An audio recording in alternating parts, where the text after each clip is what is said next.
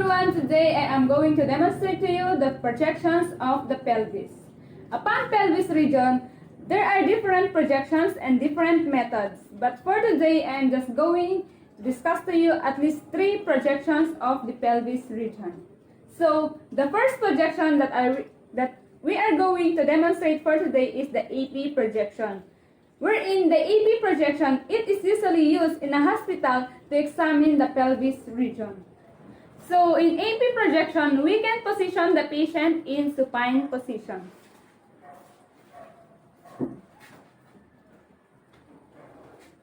The area of interest that we are going to demonstrate is the pelvis region. That's why we are going to use a higher KBP and a graded cassette because thickness of part is more than 10 centimeters. So, usually in a hospital, they are using 14 by 14 cassette. It is a standard. But for today, I am just going to use a 11 by 14 graded cassette because the size of my patient is payat. So before we are going to place this cassette to the patient, we must palpate first the axis or the anterior superior iliac spine of the patient, wherein it is located anteriorly. Yung bone po na nakakapapo natin dito sa harap. That is an axis, anterior superior iliac spine. So, the axis of the patient is located here. And we can put the IR to the under the patient. We can place the IR under the patient. But before we are going to place the IR, we must ensure that the IR is placed crosswise. Para po, the whole pelvis is demonstrated on the radiograph.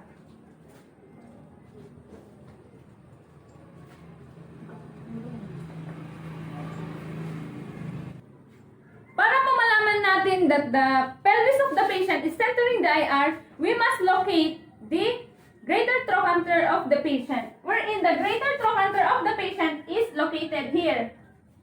So, the greater trochanter is same level as the coccyx. So, the greater trochanter is located here and the coccyx level is located here. And it is where the pubic symphysis is. So, we can adjust the IR. In placing the IR, we must ensure that the pelvis of the patient should not be rotated. And centering the IR must be 2 inches superior to pubic symphysis and 2 inches inferior to axis or the anterior superior iliac spine. Sa paa po naman ng patient, we must separate the feet of the patient at least 8 to 10 inches. And the foot is medially rotated 20 degrees to place the femoral next parallel to the IR. So, after we position the patient, we are going to use a central ray that is perpendicular to the IR. And the image that is being demonstrated in this projection is the hip bones, heads, necks, and the trochanter and 1/3 of the femoral shaft. The next projection is what we call the lateral projection. In lateral projection, we can position the patient in lateral recumbent position.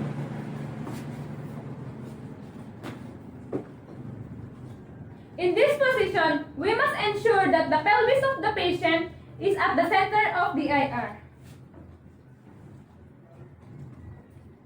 In this projection, iliac crest position is very important. That's why we can locate the iliac crest here.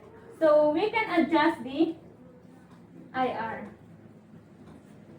So, in this projection, we must ensure that the lower extremities of the patient is fully extended to prevent the femora from obscuring.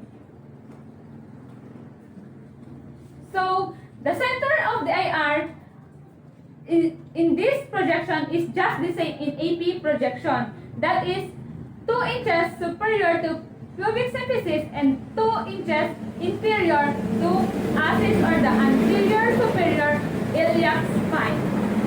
So, in this projection, the lateral projection, we use the central ray of perpendicular to the soft tissue depression just above the palpable prominence of the greater trochanter, that is approximately 2 inches.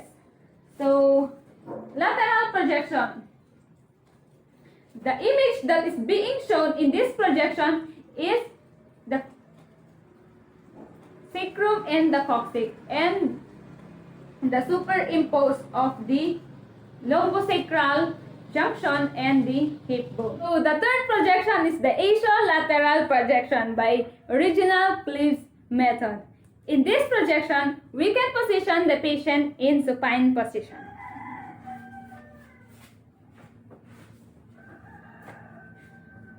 And the IR, we are going to place the IR in the pelvis region. Knees of the patient should be flexed. And the both thigh of the patient should be abducted. But before we are going to abduct the thigh of the patient, we must ensure first the central ray that is parallel to femoral shaft, meaning the position of the femur is also the same to the position of the central ray. Ganyan po siya. And after we position the central ray, we are now going to abduct the patient's thigh. And the sole of the foot must be facing each other. And always remember that in this projection, we are going to use the central ray that is parallel to femoral shaft. And the angle may vary depending on the position of the femur.